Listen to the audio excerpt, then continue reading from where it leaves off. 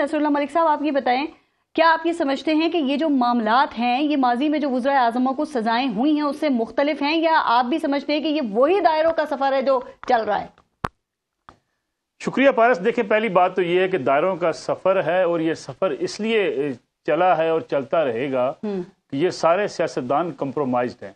ठीक, अगर हम माजी में जाएं तो मियां नवाज शरीफ इस्लामी जमहूरी इत्तेहाद के बल बोते पर इस्टेब्लिशमेंट की मदद से 1990 में पाकिस्तान के वज़ीर आज़म बने थे। फिर उन्हें ये सोच लिया कि नहीं, मैं तो जमहूरी अंदाज में वज़ीर आज़म बनकर आया हूँ। उन्होंने इस बात को मानने से इनकार किया तो मियां नवाज शरीफ साहब को रुखसत होना पड़ा। इमरान खान साहब भी इस्टेब्लिशमेंट की मदद से 2018 में वज़ीर आज़म बने और उन्होंने समझा कि नहीं जी, मैं तो खुद आ गया हूँ। जैसे हमारे कुछ दानिश्वर कहते हैं जी वो पॉपुलर बड़े हो चुके थे इसलिए इलेक्शन जीत कर आ गया। इलेक्शन जीत कर नहीं है, इलेक्शन जितवाया गया।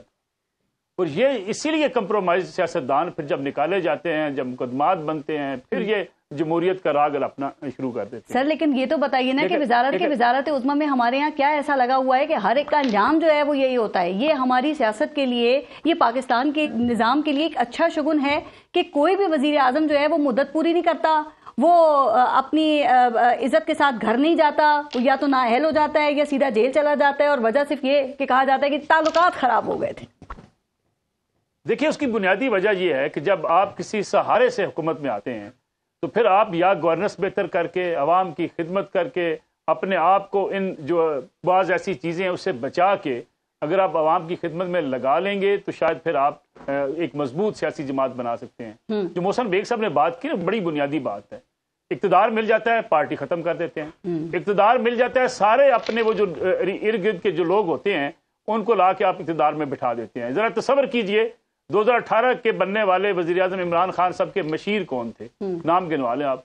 जुल्फी बुखारी साहब, यूसुफ बेग मिर्जा साहब, शहजाद अकबर साहब, जनाब आज़म सवाती साहब, ये जो उनके करीब हल्का अहबाब बन गए वो था, जनाब फैसल जावेद साहब, जनाब ओन चौधरी साहब, ये सारे लोग आप गिन लेना जरा इलेक्टेड लोग कितने थे और ये कहां से उठकर आ गए। ठीक कह रहे हैं सर। मसला है जी कि सियासी जमातें अपने आप को मजबूत नहीं करती। लेकिन मुझे अगर आप इजाजत दें सर, तो आप जो बात करें वही बात का सर सिर्फ ये बता दें कि जो केसेस में सजाएं हुई हैं, आप समझते हैं कि केसेस भी वैसे इतने मजबूत थे और इतनी सजाएं इतनी ज्यादा ही होनी चाहिए थी?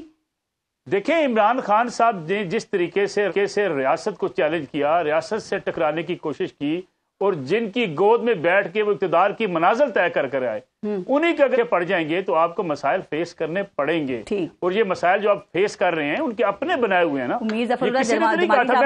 जो लेकर आते हैं वो घर भी भेज सकते हैं। मैं आपसे अर्ज करूं, मैं इस सच्ची बात है, मैं इस पे बात नहीं करना चाहता था ना, मैंने आज ट्विटर पे लिखा, लेकिन राणा साहब ने मुझे मजबूर कर दिया कि मैं इस पे बात करूं। सर मैं भी नहीं करना चाहती इस पे बात, इसीलिए मैंने इस पे कोई खुद सवाल ही नहीं करूं। कितने आराम से कह दिया गया कि जी शरीयत क्या कहती है? क्या कहती है शरीयत? जो कहती है, क्या आपको पता है शरीयत क्या कहती है? शरीयत कहती है कि आपको 3 माह चाहिए। यानी आपने जिस बात को आज तस्लीम किया, 1 जनवरी को जिसको आपने आज तस्लीम किया, उमर चीमा साहब को 3 माह का सर गुजारिश सुने, जज ने करना है या वकील ने करना है या उस खातून ने करना है जो उसका हिस्सा है? सर जिस तारीख को आपने निकाह अनाउंस किया उस तारीख से फैसला होना है। जरा खुदा के लिए इस्लाम को कम से कम इस तरीके से इस्तेमाल न करें। इससे पहले नसरुल्लाह मलिक साहब जरा ये बता दें, खावर मानिका साहब को ये कब पता चला था? वो बड़ी मेरी गुजारिश सुन ले, 5 साल तक होश नहीं था उस शख्स को। चंद सेकंड दे दें, आप उन लोगों की गवाहियां मान रहे हैं जो 5 साल तक। मेरी गुजारिश सुन लेना, राणा साहब गवाहियां उनकी ना माने, जरा गुजारिश सुने। उमर चीमा साहब ने एक स्टोरी दी जिसमें कहा कि 1 जनवरी को निकाह हुआ है। आपने राणा साहब सारे दानिश्वरों ने उमर चीमा साहब के साथ क्या किया? झूठा, मक्कार, फरेबी, बेईमान, उसके घर वालों के खिलाफ कैंपेन चलाई। खान साहब ने क्या कुछ नहीं उसके बारे में कहा कि ये गलत तारीख दे दी गई। आज आपने उस इद्दत की मुद्दत पूरी करने के लिए कोर्ट में जाके वो 1 जनवरी को तस्लीम कर लिया। झूठा कौन है बताइए मुझे? उमर चीमा से माफी मांगेंगे क्या? मैं तुम्हारी किरदार खावर मानिका पे भी ऐसे ही रोशनी डाली, 5 साल पहले तक नहीं पता था। मैं कहता हूं खावर मानिका साहब ने भी गलत किया। लेकिन मसला ये है कि जब आप झूठ बोलेंगे, गलत बयानी करेंगे, टीवी पे आप निकाल लें, जियो टीवी का रिकॉर्ड देखें, उस दिन क्या हो रहा था उमर चीमा साहब के पास स्टोरी आई थी। सर मैं ये कह रहा हूं कि फिर इस गंद के अंदर बहुत सारे लोग जो है ना वो फंस जाएंगे, इस रवायत की तरफ ना चलें। सर राणा साहब, जब आप तलाक अनाउंसमेंट करने के बाद निकाह की तारीख का ऐलान करेंगे, आपकी इद्दत उस तारीख से शुमार की जाएगी। चलें, यानी खुदा के लिए सर मैं कुछ और कह रहा हूं मलिक साहब, اور میری گل سمجھو میں جو کہہ رہے ہیں کہ نکاح دی تاریخ نہیں جانا چاہیے، بس چھوڑ دیں۔ سلام ملک صاحب، ون لائنر اس پہ لگتا ہے عمران خان بھی کوئی ڈیل کر لیں گے، سمجھوتا کر لیں گے، چلے جائیں گے؟